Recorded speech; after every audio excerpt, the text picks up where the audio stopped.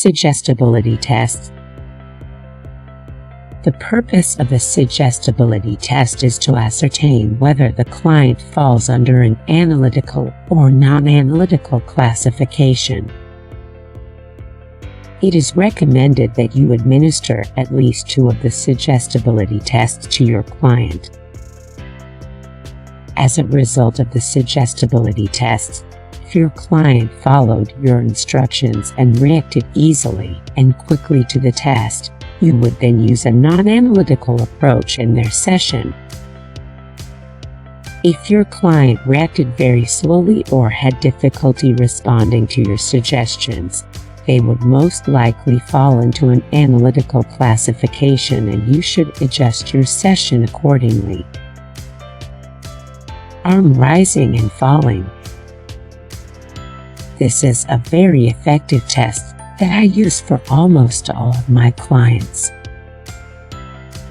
Have your client stand up facing you with his feet a comfortable distance apart and say,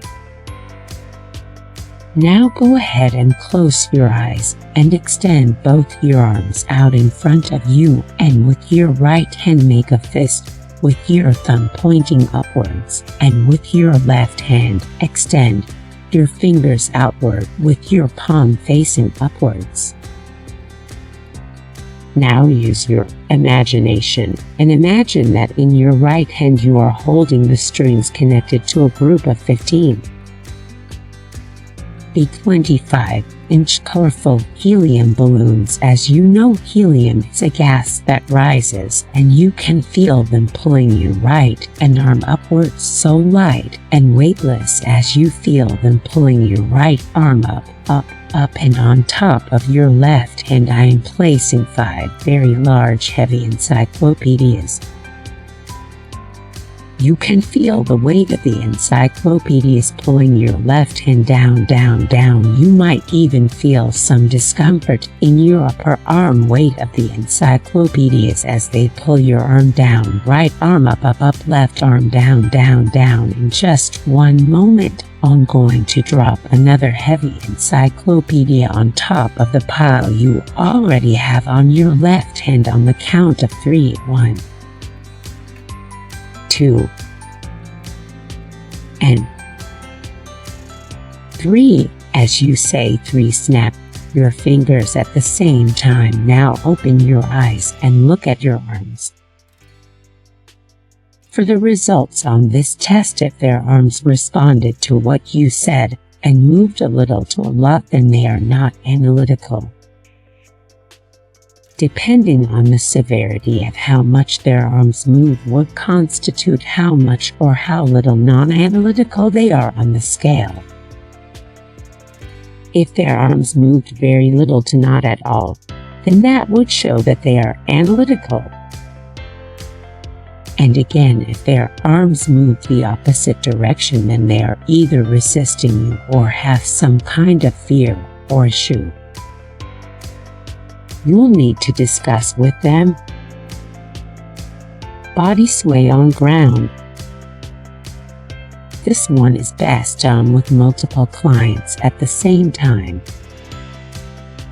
For this one, you would say to your clients, "I'd like you to all stand side by side facing me with your arms extended outwards. I want you all to kneel on your right knee as you bring your hands downward, placing them on the ground. As you do this, you can also put your left knee on the ground.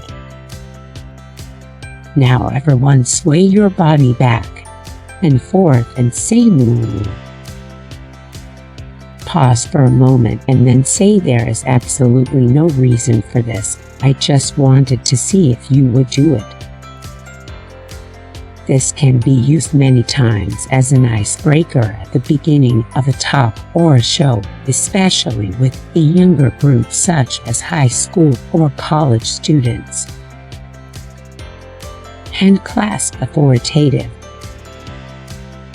This test must be done in an authoritative manner for it to work properly. This test also works great for multiple people at the same time, such as in group sessions or even a comedy hypnosis show. Have your client stand facing you with their feet a comfortable distance apart and say, Place your arms straight out in front of you facing me, locking your elbows with your hands and palms clasped tightly together. If you follow my instructions and use your imagination, on the count of 3 you will not be able to separate your hands. 1. Imagine that your hands are glued tightly together, so very tight that you will not be able to separate them. 2. Hands clasped tighter and tighter, and you notice as you focus on the thumb knuckles that they are turning wider and wider, tighter and tighter. You will not be able to separate them. And 3. Now say this in a loud, authoritative voice: you cannot separate them. Try. You cannot. Wait about 2 or 3 seconds. Now stop trying and relax. Locking elbow suggestibility test. This test must also be done authoritatively. Have the client stand facing you and say, "I'd like you to place your right arm facing straight out with your fingers extended."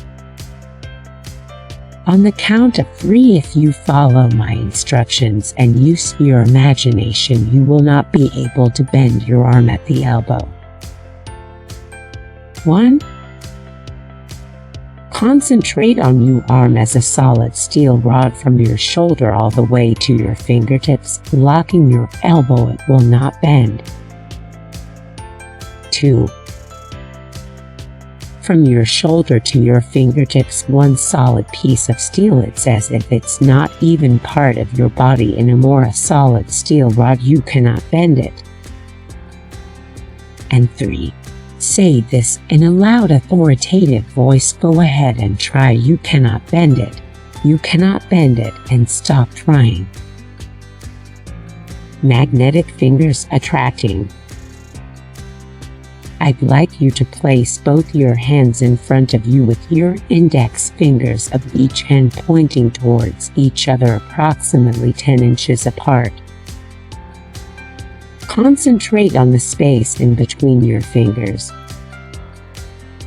Using your imagination, imagine that there is a strong attracting magnet embedded in the fingertips of each finger. If you use your imagination, you will feel your fingertips being pulled closer and closer together as the magnets attract each other continually, coming closer and closer together until your fingertips eventually touch. Continue speaking about how strong the magnet is until their fingers touch. Now imagine that your fingers are connected so tightly that in a moment when I count to 3, you will not be able to separate them. 1. Imagine that your fingers are fused together as if they are one solid finger with one bone connecting them. They will not separate.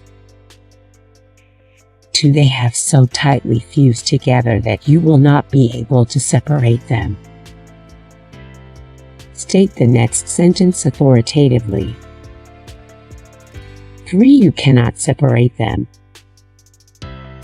Go ahead and try. You cannot. You cannot. And now stop trying.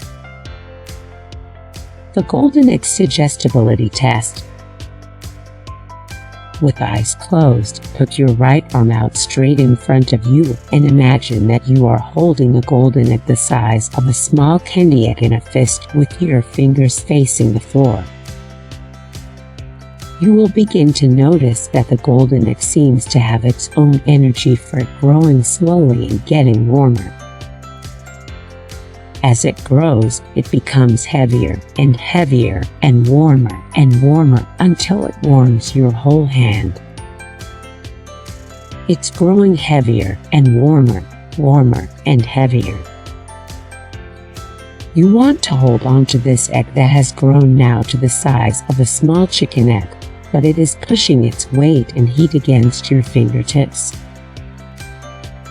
It grows even larger and heavier in your hand, and you can feel that it has started to get hot. It feels quite hot. You release your finger so that it no longer touches the palm of your hand, but the egg continues to grow bigger and heavier and hotter. It grows bigger even still so that you can hardly hold on to it. It is too heavy and too hot to hold. Your fingers slowly unfurl, and you drop the golden egg. It breaks open when it hits the floor and splashes happy energy all over you.